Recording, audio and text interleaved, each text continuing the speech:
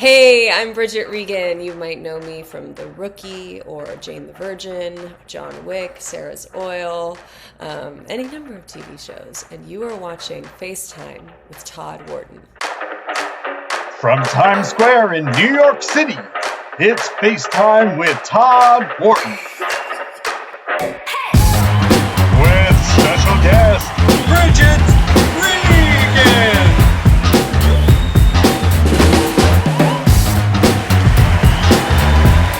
And now, here is your host, Todd Wharton. Welcome to another edition of FaceTime with Todd Wharton. I'm your man, your host, Todd Wharton. Now, my guest tonight is known for a lot of roles, especially playing villains on TV. But let's check out this reel of this talented actress. He was going to shoot me. Because I couldn't. I'm supposed to have his back. No, you're supposed to have my back. What I know is going to change your life. Forever. I've never seen you like this before. Like what? Scared. You've always underestimated me. Walk away while you still can. Well, don't go on without me. Above all else, I want you. It must be such a burden having to make all those decisions. I could have killed you, you know. Not fast enough. I appreciate the symbolism, but technically you just killed a tulip. This is my surprise face. You shouldn't have stopped me.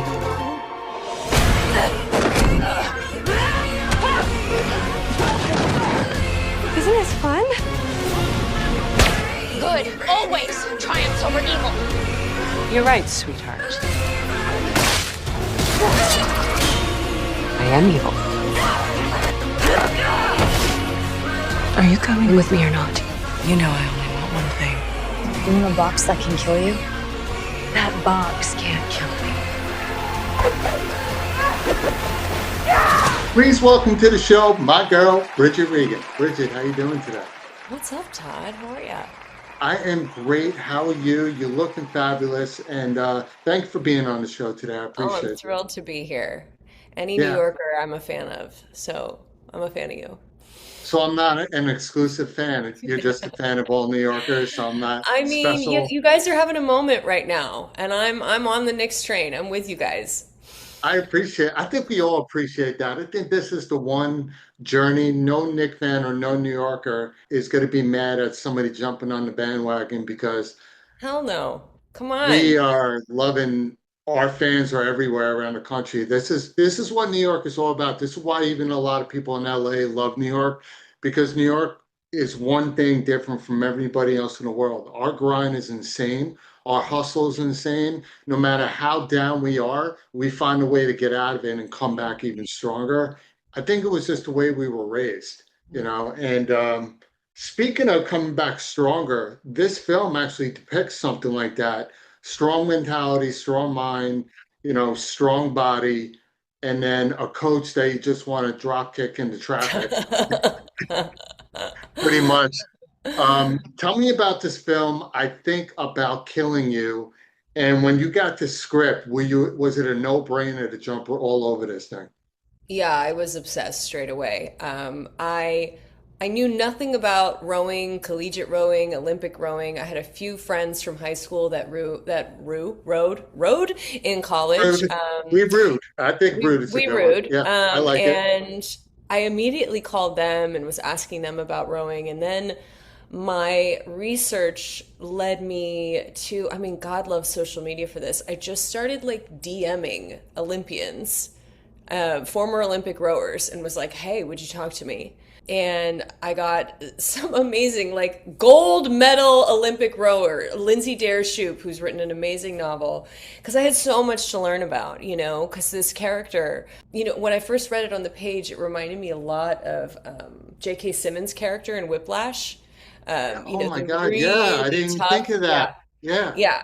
So, and I love Whiplash. I'm obsessed with that film and just how hard that push is and how cruel it can be. And Whiplash is such an interesting film when you talk to people about it. Like sometimes people are like, God, he was so awful. He was terrible. But then you talk to an artist and they're like, yeah, but he was better afterwards, you know? And it's like, I understand why she pushes so hard, why my character pushes so hard, and why J.K. Simmons' character pushed so hard. It's like, I'm going to be a worse voice in your head than your own voice in your head. And you're going to have to push past the voice that's telling you in your head to stop. And I'm going to be more of a monster than you could ever be to yourself. And yes, her methods are absolutely questionable, and she's not politically correct or, socially correct by any stretch. But I understood why she pushed so hard, especially when I learned more about the sport, how difficult it is, how strong your push has to be, how relentless that sport is. I mean, it's such a sprint. It's wild. It's crazy. And the funny thing is, this touches very, very closely to online bullying, Yeah. what a lot of women and men go through in school, coming up, the stress factor of being home. And now you learn from a point of view of an Olympian, the top of the top, Yeah. what they go through. I don't think every person goes through this, but there have been so many stories, and to see this at first light from this Mm, film, mm. man, it is scary because the pressures that the girls were under was astronomical. I mean, you have an Asian girl who I think part of her felt kind of like not the elite because of where she's from. So she decided, I'm going to take whatever this coach gives me and I'm going to keep moving. I don't care how she treats me. Then you got another Yeah. girl who's not overweight, but in the sport, she's a little overweight. But she keeps pushing herself to the point that she could literally kill herself, right? And then you got the captain who is like the best in the world, but out of everybody, she not only is stepping up to the plate, also trying to help out her fellow teammates, Yeah. that she's like, yo, this is not right. And she's got this psycho mentality thing happening in her brain. Yeah. Now, I've been around people that you want to kill. I don't think I've ever thought about it, but your character, if there was ever a character that You wanted to people would drop think kick her? about it, oh my God, not even that. I wanted to throw her into the Frogger I arcade mean, I game and just know. be like, good luck, I know. you I know? mean, to defend her for 1 second, the weight of the boat affects its speed. And where you place each rower has a specific spot. Whoever's sitting in stroke seat is setting the tone, setting the pace. And then you need the weight to be evenly distributed throughout the Yeah. boat. And so pound for pound, it's like you have to every bit of weight that you're going to put in that boat needs to be muscle. Mm, Otherwise, you're dead weight. yeah, To defend her for a moment, I get that. which I didn't understand the dynamics of it, but the coaches on these they have a really specific task of where they place the rowers in the boat, and it can change everything. It's fascinating to learn about. I got to tell you something. You killed this role because I'm talking to you now, and even off camera, you're like a sweetheart, the most bubbly, energetic person I ever met. And then if you watch you on film, you're like, wait, that's the same person that we had drinks with at the bar yesterday. She's like Yeah. the complete opposite. That's good. Um, I'll take that. I'll take it. no, I of do course, love of villains, course. though. I've played a lot of villains. They're just so much fun. They have so much drive. They know what they want. They're going for something. They're not waiting for something to happen to them. They are an instigator. They have a clear objective. They know what they're going for. And Yeah. that's always fun to play. I think we should get you to play the next evil Poison Ivy. I think that I I see did that play next season. Poison Ivy in Batwoman. I know I'm just playing with you. The That was the next one one. thing. That was the one thing you didn't bring up, and I'm like, I want everybody to be like, Tom, what the hell are you talking about? Like, yeah, yeah. I love Pam. I love I Pam. love it I'm on her. too. I'm on Pam's side.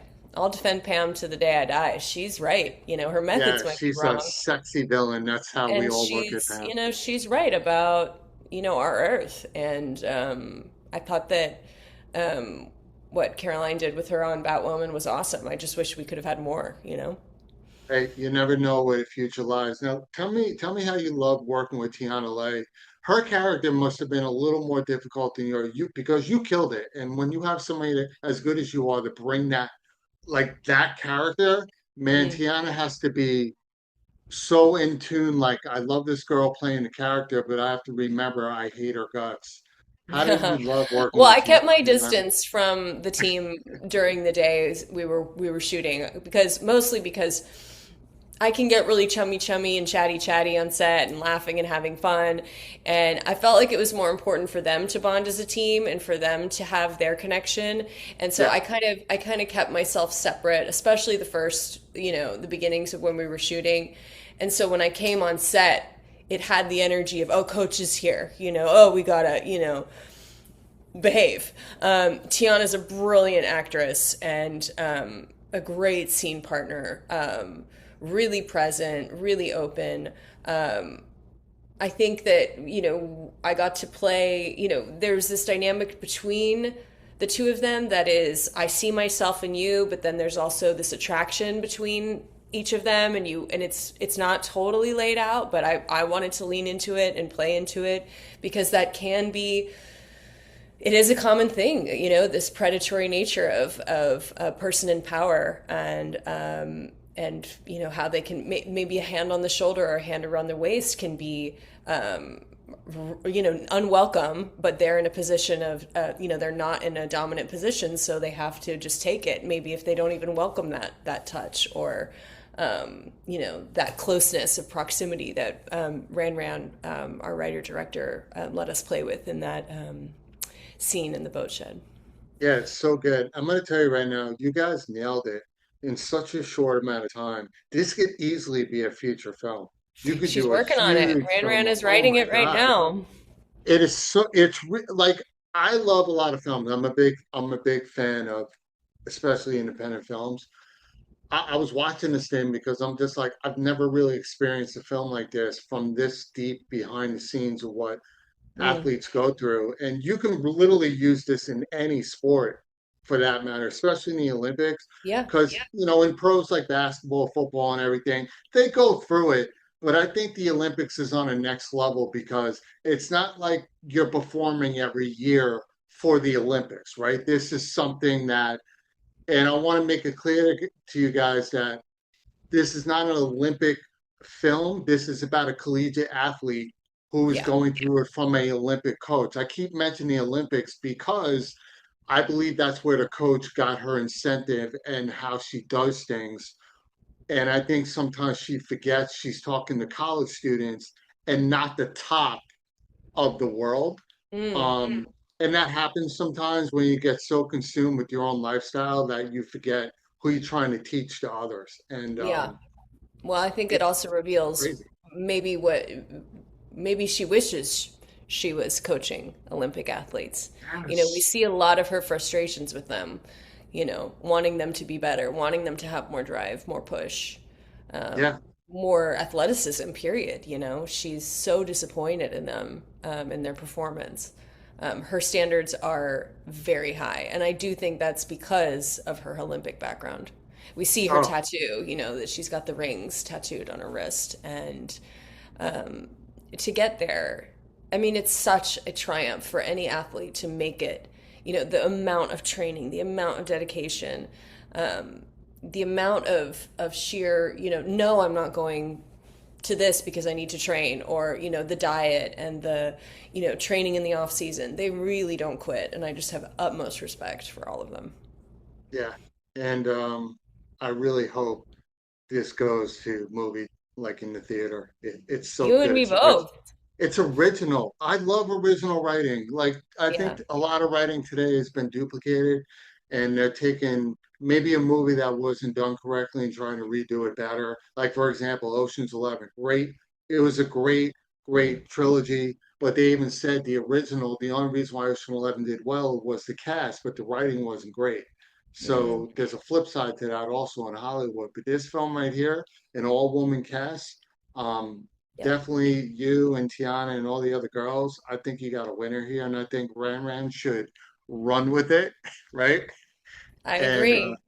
how was the reception, by the way? I unfortunately was not able to be there, except like we were talking offline. I had so many films I was doing.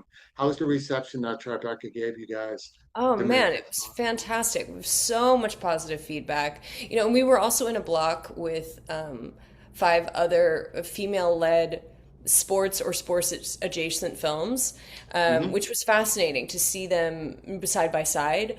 And also just so cool to see, so often for so long, like when I grew up, sports films were usually 99% of them were male centered. And to have a whole entire block that was dedicated to female centered sports, it was just very, very cool. From tennis to wrestling to ballet, it really ran the gamut. The feedback has been really strong. I also loved watching it with people because watching anything in a theater, there were moments in the film when Tiana's character is fantasizing about killing me, and then it snaps back to reality, and we realize, oh, she really didn't smash her across the head with a scale. She's just wishing she could. And it got a laugh. The audience laughs. Yeah. And I don't know if it's whether, because like you said, we've thought about killing so-and-so and we're like thinking back to our own places of wanting to murder someone, or if it's just the sharpness of the cuts, or if it's people are uncomfortable. But I found it, because it's not a comedy, but ours, out of all of them, got the most audible laughs in the block. But I found it encouraging because people were having a physical reaction to the material. And you don't get a beat on that unless you're at a screening and hearing what the audience is, gasping at, laughing at, what have you. Yeah, and you find that the final cut, when you see the reaction of people, is what makes you do like, wow, people are relating to this and they're responding in their own way. And that's exactly what we want to make a feature of this film. And again, I think you guys did a hell of a job. And congratulations to you and everybody on this short, guys. Definitely, if you get a chance, if this happens to come out online, because obviously they're working on the feature, check it out. But I encourage you guys that if it does become a feature and it does hit the theaters, please go buy your tickets. Because at the end of the day, I don't care how many films you can watch online or at home. There ain't nothing like being around certain people or people in general and enjoying the same film, because in today's world, we need more positivity from people coming together, and that's what filmmaking is all about. Come on, Todd! Okay! Come on now! Come on! Listen to him, people! Come on! Let's go! Let's go, Knicks! Let's go, Knicks! Let's go to the theaters. Let's go check this film out. Bridget, thanks for being on FaceTime with Todd Wharton. Congratulations on the film, and I can't wait to have you back. Thank you so much. So awesome talking with you. Welcome to the preseason seat race. Focus up. I want to see full tilt. Do not hold anything back. Find your tunnel. Ready, all?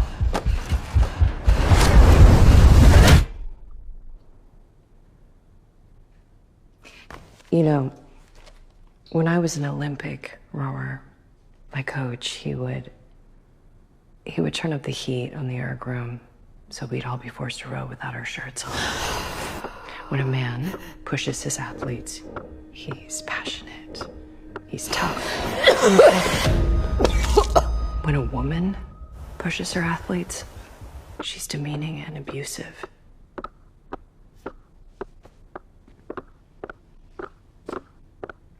You have a problem with my methods? You go row somewhere else. Or be grateful that I don't turn up the heat. Say you understand.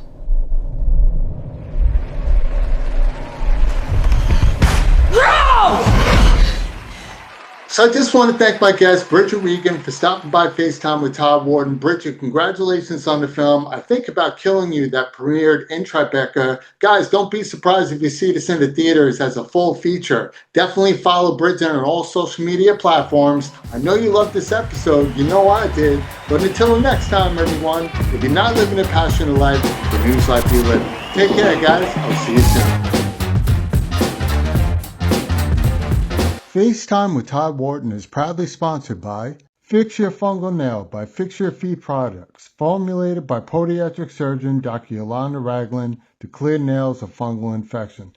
For more information, go to fixyourfeetproducts.com.